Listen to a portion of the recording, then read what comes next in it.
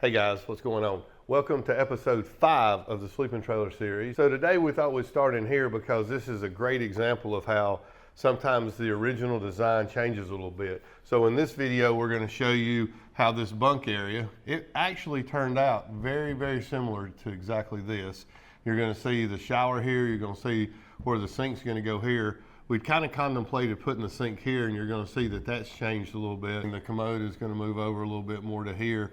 This is going to come down, and then the bunk's going to sit more like this. As the trailers build out, you're going to see them change a little bit, and in this particular video, you're going to see how some of these implementations are coming together. And so now join us as we go look at what we've actually built. I think the last time that we were here, we had the shower base in. This trailer, like we've shown you in the past, is going to have about 4 rooms, 2 bathrooms, a shower and a commode in each bathroom. And so now we'll kind of walk in the front bunk. It's going to be tight. You see here, this would be the door coming in from outside. It would open, and you would have to move into this area and shut the door back. We're going to put a shelf and a seat right here so you can sit down and take your shoes off and store your shoes up under there, and then we can move into the front bunk area. And there's going to be 4 bunks like this. Now we kind of stole this concept from the semi-truck world, and what we're going to do here is this is going to be a single bed, so it'll be 36 inches wide, and I think they're 72 a normal one, and we're going to do the 76 ones, 6 foot 4 inches long, a longer bunk called a super single. So this is going to be hinged, and the mattress could stay up there, and you could have storage under here. Over here on this end, you can see we've got the shelves. We're going to have some outlets and some lights for the person to utilize the bunk area. People that are familiar with cabinet construction, huge disclaimer, I am not a cabinet builder. I have no real woodworking skills. This is just kind of what I do to work with it. Use some pocket screws, blind fasteners to attach all the cabinetry. I'll put some trim in front of this.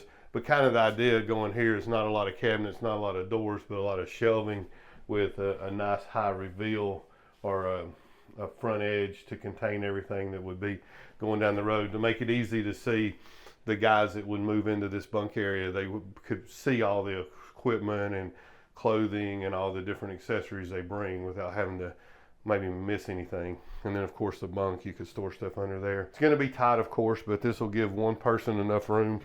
And then with the door shut, you'd have kind of this much space. So it just kind of gives you an idea of what the front bunk area would be. So now as you come out of the front bunk area, this door right here is going to lead you into the bathroom. And the wall's not here yet because I'm going to go ahead and build the back of this wall, which will be bunk number 2. I'll build the same kind of sleeping berth that has the fold up area for the bunk, and it'll fold up against that wall. This area right here will be the dressing area. There'll be another door that'll let you into this bunk area. And then once you're in the bathroom, now, I don't have this wall up, but once you're in the bathroom, there's going to be a sink right here.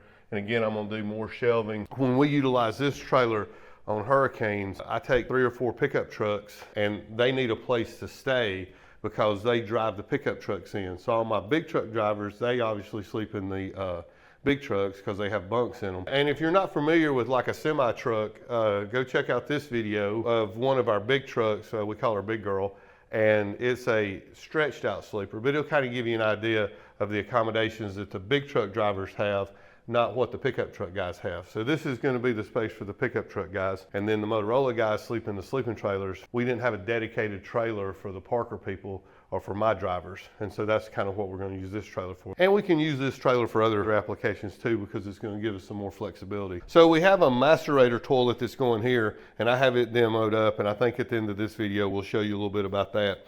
But you can kind of see how we're going to do our drains.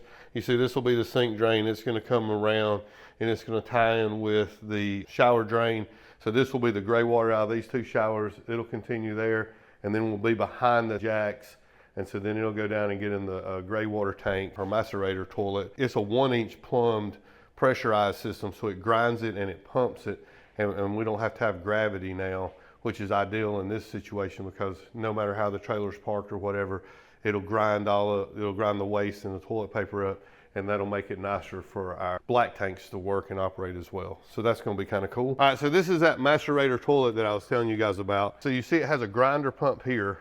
It has fresh water that comes in here, and these are kind of used to being utilized on a boat and other things. So just so you know what we're doing, got a 120 volt to 24 volt AC transformer right here. So that gives power to our 1-inch electric sprinkler valve, so we can put water on it. And then this is the grinder, and the grinder does two functions. You see it has a pump section that's separate from the grinding section, and so it grinds and pumps, and it pumps the fresh water at the same time. One of the challenges that we have when we go on the hurricanes is the sleeping trailers are basically RVs. So RVs typically have an RV toilet that just has this rather small hole, and it's all gravity. So people are in their home or a consumer toilet, they're used to having like copious amounts of water, you know, a gallon or two, and then as your waste and your paper and everything's in the bowl, you have all this weight. So, you know, if you have 2 gallons, you have 16 pounds of water to force all the waste down the pipe. In most cases, it's a 3-inch pipe, some cases a 4, and then it runs into the sleeping trailer. Well, these toilets, because then they only use like a pint of water. They don't fill the bowl up with water because you kind of got to manually do that before you start doing your business. They use too much paper and they don't flush frequently enough. So it gets to be an issue. So we thought we would try this way. So if we put in a ton of paper and we put it in really fast and it doesn't really have time to get super wet, and then we turn this guy on, you can see that it sucks it down and it grinds it up, and then it spits all that ground up paper out of this one little 1-inch hole right into the tank. And you know, it's also kind of like a guy with the like Wedge-O-Matic 3000. What guy doesn't like to push a button and make something happen until his waste goes down? So we're gonna try this methodology here. If you guys have any experience with RV toilets or using these things, I think these grinding toilets are gonna be a big improvement for us. So it's gonna go here, dressing area for the bunk, and then kind of the next bunk here. So this is kind of a little quick update showing you kind of the nitty gritty. We appreciate all the comments. We appreciate you guys following along. And I really do read all the comments. One of the comments was like, hey, we love your videos. Quit telling us that all the strength of the trailer is in the sidewall. So we're not gonna mention that when we cut a hole in the side of the trailer that all the strength of the sidewall is there. But no, we really do appreciate you guys commenting. Our construction methodology, kind of creating the walls and the bunks and the furniture and everything out of kind of a cabinet, 3/4 and 1/2-inch plywood, blind fasteners with shelving, and that's kind of how we're doing it with blind screws and hidden fasteners.